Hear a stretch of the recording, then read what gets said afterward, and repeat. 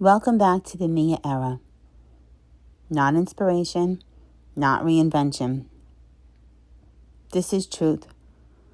Spoken slowly, lived honestly, and carried forward with intention. Please know that I am going right through with what I have to say. If I stumble, if I stop to find the right words, please be patient, because I want this episode to be real. I want you to think that we're all sitting together, face to face, and we're having this conversation. If you're here, something already shifted. You had a realization, and you're standing in what comes after, what comes next. This is where we begin. The realization is not an ending. It's an interruption. It interrupts how you see yourself, how you tolerated things you once normalized, how you moved through the world pretending nothing changed. People love the awakening moment. They love the before and after narrative. They love clarity. We all do. We love when we get that epiphany, that we can see things for what they really are. But what comes first is the disorientation, the quiet kind. The kind where you wake up and realize that the old rules don't apply, but the new ones don't exist yet. This is the middle that no one prepares you for.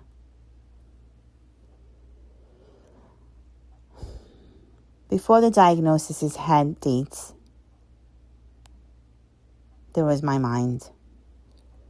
I was 20 years old when my inner world became unlivable. Not dramatically, not loudly. A nervous breakdown. The kind that doesn't announce itself. It just takes over. That's when I was diagnosed with bipolar disorder. No ceremony, no guidebook.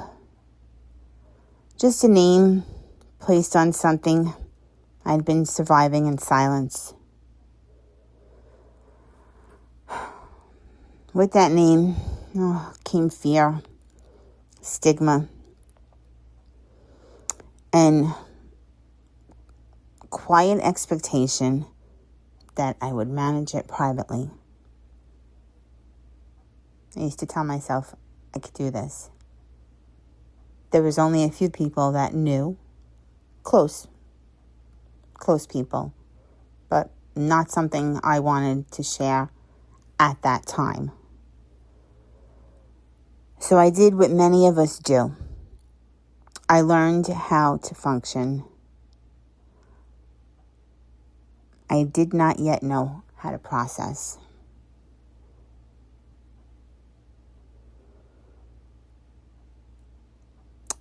And this, what I'm saying next, this is important for you to hear. Please listen up. After the diagnosis, my life was still normal. It was full. It was meaningful. I met a wonderful man, my best friend. The kinds of love that felt steady, not chaotic. We fell in love. We got married. We built a beautiful family. There was laughter. There were ordinary days. And there was joy that just didn't need explaining. This is the important part. I want you to know this clearly. A diagnosis does not disqualify you from a beautiful life. I'm going to say it again. A diagnosis does not disqualify you from a beautiful life. You can still love deeply. You can still build something real. You can still have moments that feel whole. Nothing about your truth, nothing about your truth erases your ability to experience joy.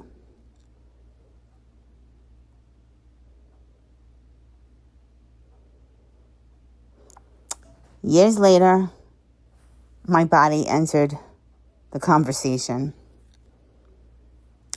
A medication that helped with my mental issue. A side effect was chronic kidney disease, stage 3.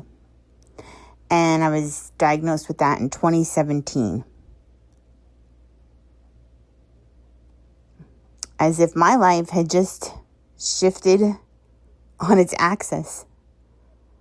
I listened, I nodded, and then I minimized it.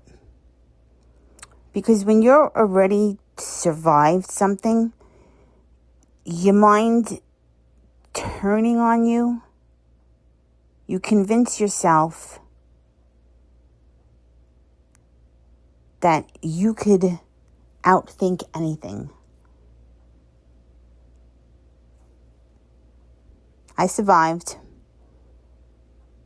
I did not grieve.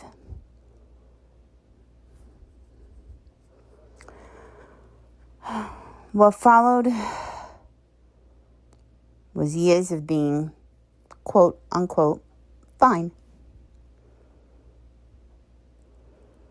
Fine enough to show up. Fine enough to be dependable. And fine enough not to worry anyone. But fine is not the same as integrated. The body remembers, the nervous system keeps score. By 2020, exhaustion, it had a different texture. It was structural. It lived in my bones. Then, wait for it, I was diagnosed with myopic degeneration.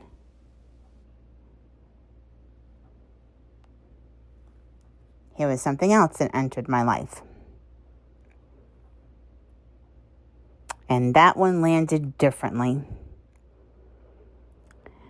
Because vision isn't just about sight. It's about how you see your future. How you imagine your future. Here's what no one tells you. The realization doesn't stop once you know. It compounds. Each diagnosis stripped away another illusion.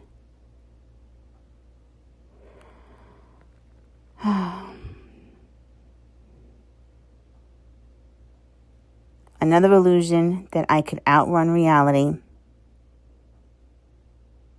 that strength meant silence, that resilience meant never slowing down. This wasn't about illness anymore. It was about honesty.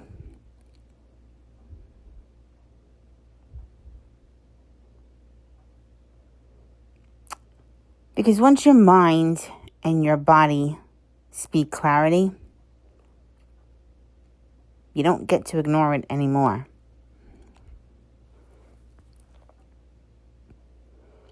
By 2020, something shifted.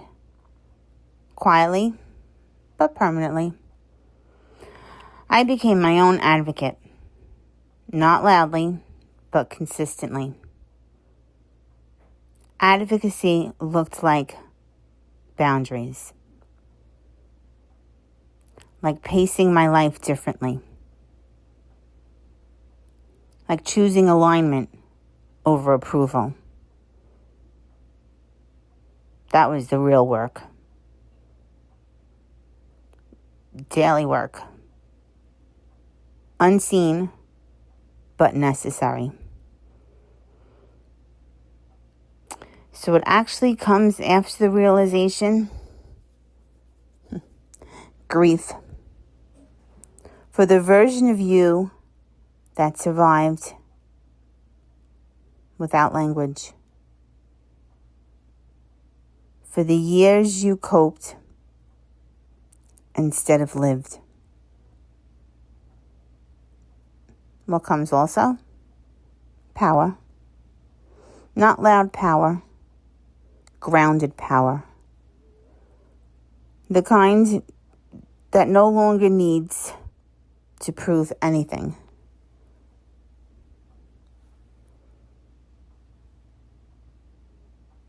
This is where the Mia era was born. Not a brand at first, but as a decision. A decision to live in truth instead of tension. To let awareness shape my life, not fear. It came a time that I wasn't afraid anymore, because I knew that if I didn't put myself together, get myself together, no one could do that for me. I mean, you can have great people supporting you and giving you great advice, but in the end, it's you that has to pick yourself up, dust yourself off, and tell yourself, I'm going to have a life. I'm going to have a great life, regardless.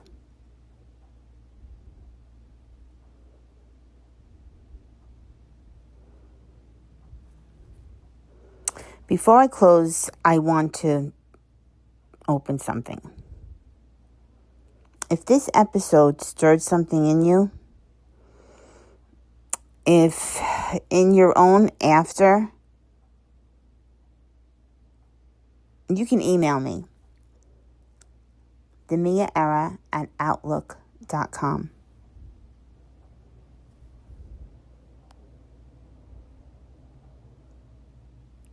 You could send a thought, a story, a realization you haven't said out loud yet.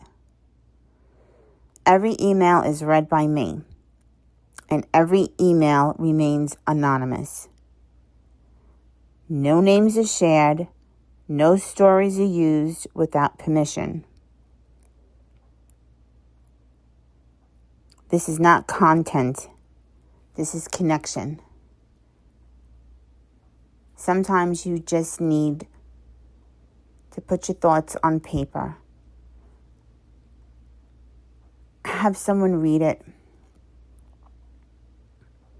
I'm through what I went through, and I look back and I say, well, I went through that for a reason, and I really feel that this is my reason.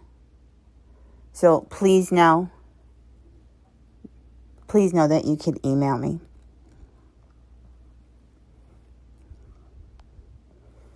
themiaera@outlook.com. If you're listening and you're in the after, hear this clarity and hear this clearly. You are not broken. You are not behind. And you are not weak for needing time. I'm going to say it again. You are not broken. You are not behind. and you are not weak for needing time. You are integrating. This is the Mia era, where truth becomes rhythm, where awareness becomes embodiment. When life is no longer negotiated, it's lived. And if you're here with me, you already know. There's no going back, only forward. I thank you so much for being here with me, and I look forward for you being here again. Until next time.